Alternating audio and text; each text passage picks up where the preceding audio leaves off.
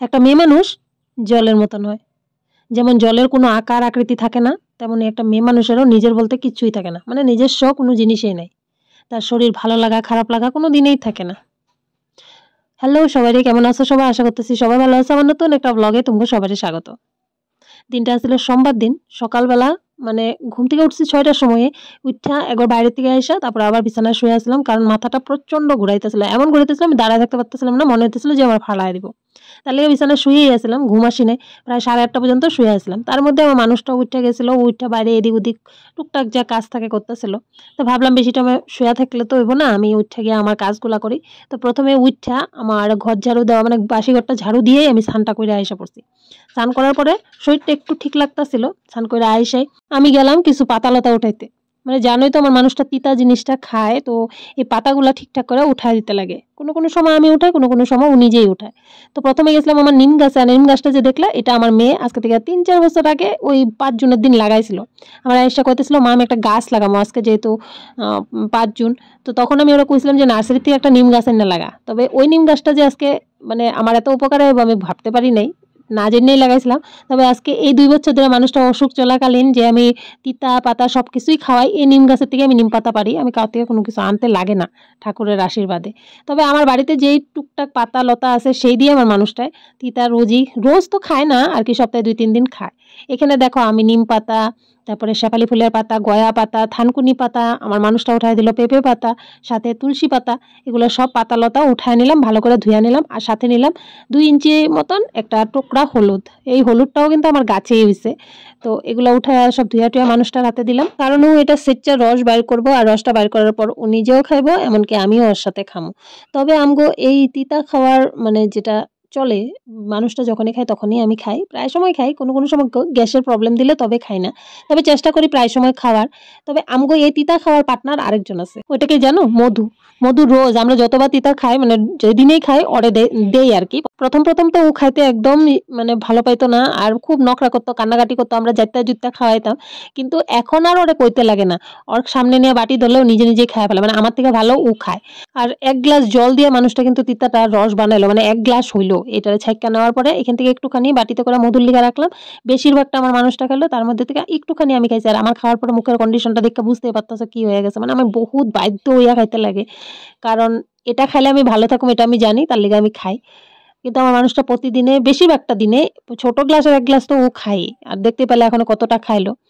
তারপরে আর দেখো আমার গাছে কত মরিচ হয়েছে। মরিচগুলো অনেকদিন ধরে হয়ে আসছিল, উঠাইতেছিলাম না। তবে মানুষটা কইলো যে দাও আমি উঠায় দেও, তো উঠায় আনছে। দেখতে পাচ্ছ এখন আর মরিচ আমার না আনলেই চলে। গাছে যে কয়টা মরিচ, ওই মরিচ দিয়ে আমার ঘরে রান্না বাড়া হইয়া যায় মোটামুটি। যাই হোক, তিতা খাওয়া শেষ হলো, এখন পেট পূজার পালা। মানুষটা করতেছে আমার প্রচন্ড খিদা লাগছে, একটু কিছু খাইতে দাও। আমি আগের দিন বুট ভিজাইতে ভুলে গেছিলাম, তো ও কইলো রুটি বানাও। তো ও ঝটপট করে আমার আটাটা মাইখা দিল, আমি বেল্লা দিলাম। ওইখানে নিজের লিগা রুটিটা ভাজ্যা নিতেছে, ভাজ্যা নিয়ে ও ওটা খায়া ফেলেছে, আর আমি আমারটা নিয়ে বসছি। ও তো চা খায় না, আমি আমার লিগা চা নিয়ে বসতে একটু দেরি হয়ে গেছে। তো চাটা খাইয়া উঠে ভাবলাম যে তাড়াতাড়ি করে রান্নাটা বসায় দেই, কারণ যত তাড়াতাড়ি রান্না করুন তত তাড়াতাড়ি ভালো। তো এদিকে আমি রান্না বলতে ডালটা বসায় দিয়ে তিতাটা যে রাখছিলাম মধুর লিগা, ওই তিতাটা লয়ে গেলাম ওরে বাড়িতে গিয়ে দিয়ে আসলাম। কারণ ওরে ডাকতেছে আসবো না কইলো, তা ওর বাড়িতে গিয়ে দিয়ে আসলাম। দিয়ে এসে এখানে আরো সবজি টবজি নিয়ে বসি কাটার লিগা। আর সেদিন না মানুষটা আমার দোকানে যায় নাই, তার কারণ হলো আমার ঘরটা ভাঙা পড়তেছে। কিছুদিন আগে তোমরা দেখছিলে যে আমি ঠাকুর ঘরটা আমি আবারও অন্য জায়গায় নিয়ে গেছি, টেবিলের উপরে রাখা, মানে টি টেবিলের উপরে রাখা এখন পূজা দিই। তার কারণটা হলো আমার বারান্দার যে টুকরাটা আছে, বারান্দাটা মানে একটা বারান্দার মধ্যে তো একটা ছোট রুম আছিল, ওই রুমটার বারান্দাটা ভাঙা পড়ছে। এই ঘরটা বানানো প্রায় 9 বছর হয়ে গেছে। 9 বছরে মানে ঘরটা তো থাকলাম এতদিন, কিন্তু হইলেও এখন মানে ঘরটা চারিদিক দিয়ে ভাঙ্গা আসতেছে। এখন রিপেয়ারিং এর পালা, তার লিগা ঘরটা এখন আস্তে আস্তে করে ঠিক করা চলতেছে। তার লিগে আমি ঠাকুর ঘরটা আমি আমার ভিতরের রুমে নিয়ে গেছি। তো এদিকে মিস্ত্রি কাজ করতেছিল, তার লিগে রান্নার মাঝখানে আমি একটু আবার চা বসাইলাম, লাল চা। তো মিস্ত্রিরে লাল চা দিলাম খাইতে মাঝখানে। মানুষটাও কইলো যে ওই চা খাইবে, ওটাও দিলাম। ও তো চিনি ছাড়া খায়, ওরটা আবার আলাদাভাবে বানাইতে লাগে। তো মিস্ত্রি চাটা দিয়ে এদিকে আমি রান্নাও কমপ্লিট করে ফেলাইছি। তবে ভাবছিলাম রান্না করবো একটা, কিন্তু করছি আর একটা। তো এখানে ডাল লাউ দিয়ে রান্না করছিলাম, সাথে এখানে আগের দিনের মাছ আছিল, আর আমি মানুষটার লিগা করছিলাম বেগুন ভাজা। কিন্তু আমি এটা রান্না করুম ভাবি নাই। আমি ভাবছিলাম মাছ দিয়ে লাউ তরকারি করুম। আমার মানুষটা এত কাজের চাপে ছিল, ও বাজারেও যেতে পারলো না, মাছও আনতে পারলো না, আমার লাউ তরকারিও বানানো হলো না। যাই হোক, ওটা দিয়ে খায়ালো, একটু টাইম রেস্ট করার পর সন্ধ্যার সময় আমি আবার ভিডিওটা অন করছি। এখন আমি রেডি হয়ে গেছি, যাবো মানুষটা লোক এক জায়গায় বাইরে। আসলে মানুষটা তো সারাদিন দোকানে যায় না, হঠাৎ করে কইতেছে যে গাড়িতে তেল ভরাই আনিগা, কারণ পরের দিন সকাল 4টার সময় আমাকে এক জায়গায় যাওয়ার আছে। তো 4টার সময় তো আর কোনো পেট্রোল পাম্প খোলা পাবো না, তাহলে ও তেল ভরাতে যাবো কইলো। তা ও যখন তেল ভরাতে যাবো কইলো, তখন আমি কইলাম আমারও নিয়ে যাও, আমিও যাবো। কারণ সেদিন আসছিল ছট পূজা, আর ঢেকিয়াজুলিতে ছট পূজা বহুত সুন্দর হয়। আমি অনেক বছর ধরে এই ঢেকিয়াজুলিতে ছট পূজা দেখতেছি, খুবই ভালো লাগে। আর প্রতি বছরে কিছু না কিছু নতুনত্ব থাকে, এবারও আসছিল। তবে গত বছর আমি কোনো কারণে যাইতে পারি নাই, হয়তো ঢেকিয়াজুলিতে আসছিলাম না, না কোনো একটা কারণে হয়তো আমি যাইতে পারি নাই। ঘরেই আসছিল, তো আমি ভাবলাম যে চলো আমার নিয়ে আর চলো। তো কইলো চলো তেলও ভরায় আনুম, তোমার ছট পূজা ঘুরে আনো। তো গেলাম, আর খুবই ভালো লাগলো, মনটা একটু অন্যরকম লাগলো। সবসময় তো ঘরবন্দি হয়ে থেকে মাঝে মাঝে যদি একটু বাইরে আনন্দ ফুর্তি করা যায়, মনটা সত্যিই ভালো লাগে। আনন্দ ফুর্তি তো তেমন কিছু না, তবে যে কোনো পূজার কথা শুনলে মনটা এমনি খুশি হয়ে যায়, তার লিগে বাইরে গেছিলাম। আর তোমরা তো এতক্ষণ পর্যন্ত হয়তো আমার প্রোফাইলে দেখছো, আমি ছট পূজার রিল অলরেডি দিয়েই ফেলাইছি। আর যারা দেখো না, প্লিজ দেখে আসো, সত্যিই খুব সুন্দর হয়। আমি তো তেমনভাবে এডিটিং করতে পারি না, যতটুকু পারি তোমার কাছে শেয়ার করার চেষ্টা করি।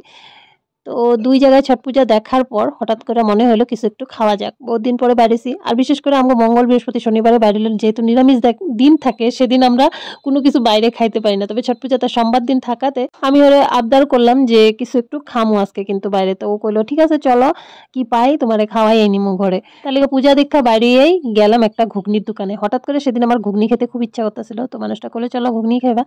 তো ওইখানে ঘুগনি খাইয়া নিলাম, খাইয়া আবার আরেক জায়গায় ছট পূজা দেখলাম, যেটা নদীর পারে হয়।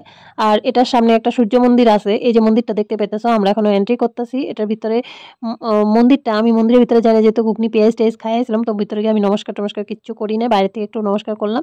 আর এটা এই যে দেখতেছো ছোট্ট একটা জলাশয়ের মতন দেখা যেতেছে, এটা কিন্তু আসলে নদী, মানে ছোট হয়ে গেছে, এটা কিন্তু নদী। আর নদীর সাইডে ঘাটগুলো এত সুন্দর করে সাজায়, এইখানে প্রতি বছরে ঘাট সুন্দর সাজায়, তবে এই বছরের ঘাটটা মনে হইতেছে একটু বেশি সুন্দর করে সাজাইছে। চারিদিকে লাইটে ভরা, যার যার ঘাটগুলা যত সুন্দর করে পারে ডেকোরেশন করছে, খুবই খুবই সুন্দর লাগতেছিল। তোমরা হয়তো বুঝতেই পারতাছো।